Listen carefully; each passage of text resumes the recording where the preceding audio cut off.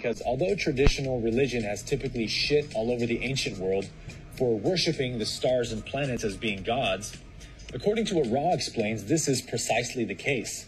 Every galaxy and star and planet is basically one localized unit of God's infinite mind, exploring and expressing itself in its own unique way. And because our minds are so limited, we struggle to perceive true simultaneity. And so, contrary to the popular religious belief, God did not just speak a word and poof everything into existence all at once.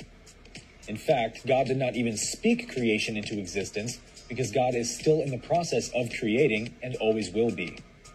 Everything is an ongoing evolutionary process that has no end or beginning.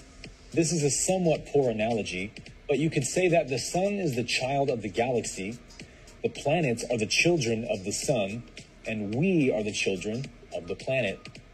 Ultimately, everything is the child of the one Logos, or the one original thought of God.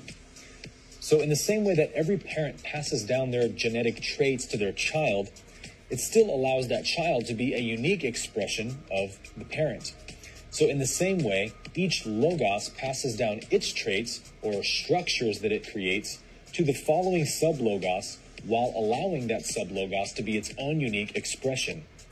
And so this uniqueness that we see expressed everywhere we look in the entire universe is basically the proof or the demonstration that God is infinite. Venus and Mars had evolved intelligent life much earlier than Earth.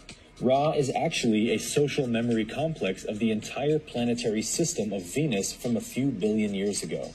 Ra explains that their planet was very harmonious and evolved through the densities much faster than Mars or Earth did, because our particular Logos experimented with a new wrinkle on Earth and Mars, which Ra calls the grasping thumb.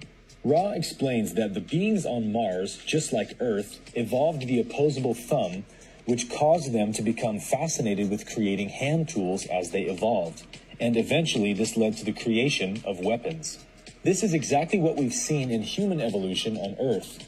The invention of handheld weapons was never conceived on Venus because they had no opposable thumb, so their evolution into the green ray density of love was much quicker and more harmonious without so much war and conflict. Interestingly enough, this lines up perfectly with the archetypes from our astrological system. Astrology says that Venus expresses beauty and harmony and is ruled by the goddess of love from Greek mythology, while Mars expresses will and determination and is ruled by the god of war. So the sub-Logos literally didn't know what would happen until it tried the experiment out and saw the result.